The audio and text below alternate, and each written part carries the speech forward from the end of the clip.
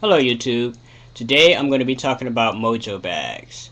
One of the first things I learned when I first started practicing magic is how to make a Mojo Bag.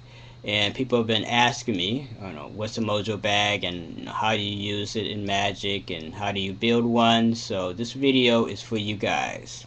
Now, Mojo Bags can be used for many different purposes. You can use a Mojo Bag for protection. You can use a Mojo Bag for justice. Say someone's wronged you and you want to bring justice into your life. You can use a Mojo Bag for that. You can use a Mojo Bag to draw money to yourself. You can use a Mojo Bag for love spells. Just about anything you can think of, you can use a Mojo Bag for. And the concept behind a Mojo Bag is, there's things in nature. Being a witch, we work with nature a lot. And there's things in nature that have certain energies or certain spirits that are connected to them. And what you're doing when you're making your Mojo Bag is you're drawing all that energy in and you're putting it into a bag and you're sort of like forming a thought form. And that thought form attracts other energies that's out there in the universe, and it attracts that into your life. So that is the purpose. At least that's the way I see it when I work with my Mojo Bags. Mojo Bags usually look like this. They're usually red. I mean, they can be just about any color. Traditionally, Mojo Bags are red. I use green Mojo Bags sometimes if I want to draw in money. Usually the Mojo Bags I use are red because red represents energy and whatever it is that I'm trying to achieve in my life. It needs some type of energy behind it, so I use red a lot. One of the first things I put in my Mojo Bags is I use Jon Route. This is what it looks like. You guys can see that. You can get this from pretty much any metaphysical store, and it's sort of like one of the base roots you use in magic when you're working with Mojo Bags. It brings in luck. People who gamble a lot, they like to keep a little Jon Route with them. People who practice hoodoo and they make their Mojo Bags, they use Jon Route. So it's something you definitely want to keep with you. So this is one of the base materials I put into my Mojo Bag. Another ingredient that I like to put into my Mojo Bags are stone. So you can use a stone like obsidian here. You can use that into your put that into your Mojo Bag. And obsidian absorbs negativity. So that's sort of like an all-purpose thing. So whatever it is that you're working on, whatever spell that you're working on, you don't want any kind of negative energy in that Mojo Bag. So you put that in there, to get that away. Alright, next thing that I like to use in my Mojo Bag is spirit money. I did a video a while back on spirit money. Spirit money is basically money for the spirits. The traditional way of using spirit money is you take it and you burn it for your ancestors, and a thought that goes behind that is everyone needs money. Even the spirits need some form of payment. If you're asking the spirits for things, you want to pay them for it, and one of the ways you pay them for it is you use spirit money. But you can use spirit money for other purposes. You can use spirit money for magical purposes in your Mojo Bag. So take a little bit of spirit money like this, take it, roll it up, and just place it inside your Mojo Bag.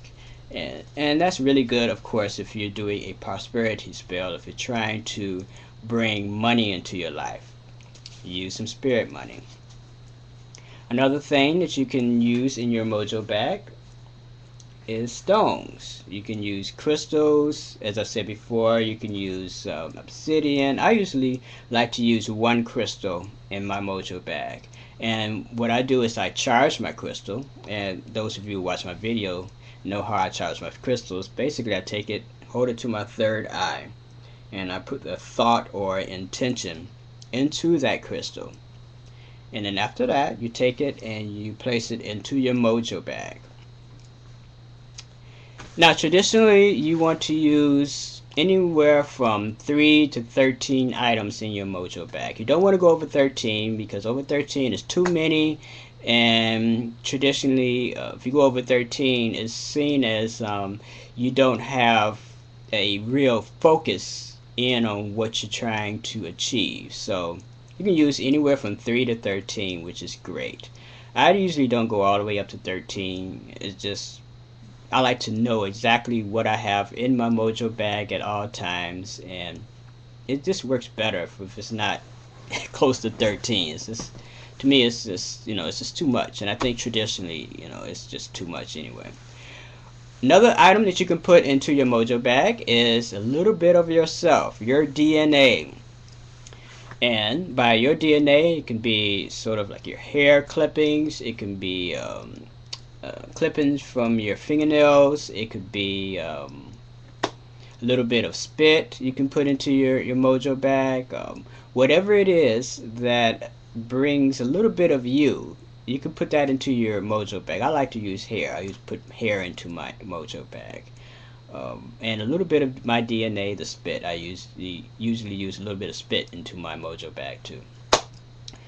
Okay, then once you have your Mojo bag all nice and condensed like this, what you want to do is you want to consecrate it. You can consecrate it with sage. You can consecrate it by using a candle. If those of you who work candle magic, you could burn a candle specifically for cleansing and charging your Mojo bag. You can also anoint it with oil. So I usually use a candle and I anoint it with oil, and I have some Mother Goddess of Creation oil right here, and I use this in usually all of the magical practices I use. So anoint it with oil. Then after that, sweet talk it. I know a lot of hoodoo people who practice hoodoo, they like to use the word sweet talk, and I like that. You basically you talk to your Mojo bag, because your Mojo bag, you see it as a living entity. This is like a little thought form that you put together, and you talk to it, tell it what it is that you're trying to achieve, the magic that you're trying to achieve. Say I want some more prosperity into my life, or I want this new car, or whatever it is you're trying to bring into your life. You talk to your Mojo bag, and after you talk to it, you can charge it. As I said before, you can use a candle to charge your Mojo bag. You can use a spit. You can burn a candle and blow it out. Yes, I did say blow it out. I know some traditions say never blow out a candle. I'm totally against that. If you blow out a candle, it's your thoughts and your intentions that's going out into the universe. So don't write me about never blow out a candle, because I don't agree with that, okay? Anyway, you can blow out a candle and blow it into the Mojo bag, because that's your thoughts and that's your intention that's going into the Mojo bag. Also, if you use cigars in your magic, a lot of people who practice hoodoo, they use cigars when they're doing their magic. You can shotgun the Mojo bag. So say if this is a cigar. I don't use cigars that much in my magic, so sorry I don't have one at the moment. But you take it, you light it at this end, you take the end that's lit, you blow into it, and then you blow into the Mojo bag. And what you're doing is you're blowing in your thoughts and your intentions into your Mojo bag. Another way that you can charge your Mojo bag is alcohol. Good old alcohol. And I'm not talking about rubbing alcohol, I'm talking about rum. You can use a little bit of that in your Mojo bag, and what you do is you spray it. And I wish I could show you this on camera, but it would be kind of messy because I don't want to get my computer all sprayed with alcohol. But basically, you take your alcohol, like a little vice of alcohol like this, and you drink it, and then you sort of like spray the alcohol on your Mojo bag. And traditionally, that's one of the ways that you charge your Mojo bag. So you want to always keep your Mojo bag charged. At least charge it once a week, or you can charge it on the full moon or the waxing moon, whenever you feel that the energy needs to be charged up again. So you can do it daily if you want to, but always keep your Mojo bag charged. Always keep it with you. Ladies, you can keep your Mojo bag in your purse. If you have it so you can wear it as a pouch, you can wear it around your neck. You can keep it in your pocket. Always keep your Mojo bag with you. It's like your little friend. It's like a little entity that's working on your behalf. So always talk to it and treat it like that. You feed it, you feed your Mojo bag, and you talk to your Mojo bag. So your Mojo bag is like your little friend here.